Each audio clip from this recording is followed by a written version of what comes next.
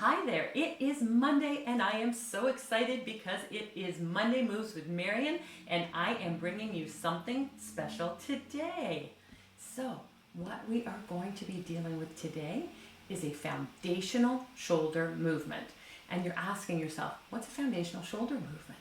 Well, I am here to tell you because for breast cancer patients post-surgery, it is vitally important that you set the foundation right after surgery, and that is what we're here to talk about.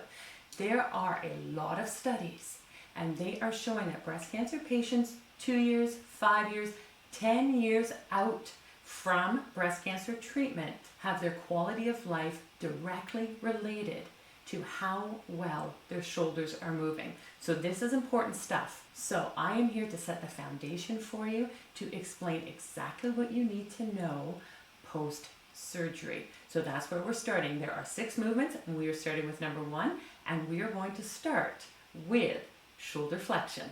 This is the first of 6 foundational movements that are so important for breast cancer patients right after surgery. So let's take a look here. I'm just going to start this video and we can take our little look through, and I'm going to show you the tips and tricks here. And before we even get started, hold on. Let me bring this back here. Boom, boom, boom, boom, boom. I'm standing against a wall. And you're thinking, yeah, so it's a backdrop. Trick number 1. I'm against the wall right here because it's keeping me in a neutral position. I want to make sure when I'm moving my shoulder that that's all I'm moving. So if you are doing your shoulder flexion exercises not against a wall or against an object that is keeping you aligned, then you may be compensating. You may be tricking yourself. You may be leaning a little bit. You may be arching a little bit. So by standing against a wall, you're making sure you're nice and straight. And I've seen that with patients lots, like hundreds of times, where they're demonstrating their shoulder flexion. They're thinking it's great, it's awesome. And I said, okay, let's just back up against the wall and let's do the same thing. Oh my gosh, the difference. They're astounded how much difference. So this is trick number 1, as I said. So I want you to try that. Up against a wall and nice and straight. I also want to point out that before I even begin, I need to be in that neutral position, and I want that thumb facing forward. I want those fingers nice and straight, the elbow nice and straight, and I'm right against the body here, okay? So we're against the wall, the arm is straight, and I'm keeping the fingers, the thumb, and the wrist nice and straight. So let's start this out. And again, nice and slow. We want to see that positioning, and as we get to the top, I want to see that the wrist is staying straight, that thumb is still pointing, so I'm not losing any of that movement in here. Elbow straight, and my body is still against the wall, keeping things nice and straight. So that's what I'm looking for against the wall here.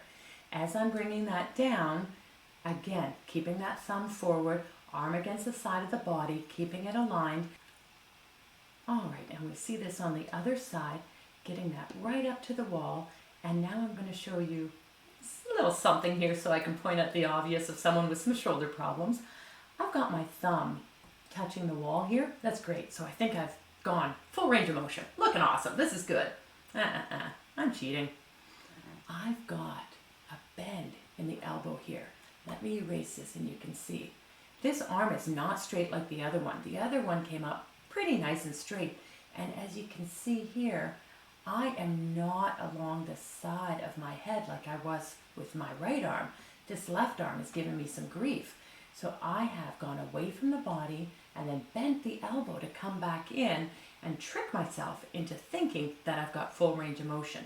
Now again, if I'm fine with this and this is how I move and I don't need that range of motion, then I'm cool. I'm where I'm at, and as long as my pain is good, my activities are great, and I'm not needing or wanting for anything more from a lifestyle standpoint, then that's cool. Again, we don't need perfection.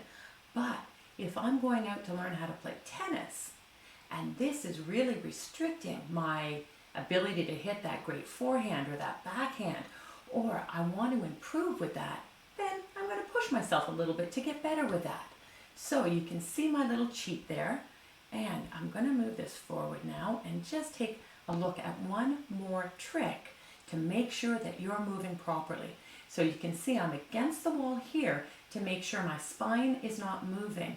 This way, I'm against the wall with the arm that's moving to make sure I stay aligned in this plane. So I want to make sure my arm is not swaying out to the side, that my wrist and my fingers and my thumb are staying aligned, and by standing against the flat object, the wall here, I can make sure that I'm keeping things aligned.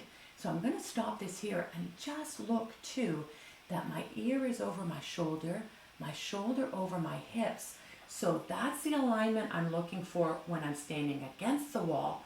Now along the side, I want to make sure everything's nice and straight here, so I'm not bending the wrist or I'm not bringing my arm away from the body, again, to try and compensate. So again, little tricks that we're looking for as we're moving through with shoulder flexion, one of those foundational movements. And we're back. So I hope that this has given you some great insight into shoulder flexion, into understanding those foundational movements that are critical post breast cancer surgery. And I want you to try this out, even if it's been a while since surgery, even if you're quite along in your journey of recovery. Take a look, see if there are some tricks, some tips that could help you with your mobility. Maybe you still have some aches and pains with certain things, so try this out, see how it goes. If you like this, give me a thumbs up for the video. I would love you to subscribe as well to see the new videos as they come out every Monday. And send me a DM, send me an email. Let me know if you have any questions. If I wasn't clear, if there's things that we should go through, I am more than happy to help. Have an awesome day.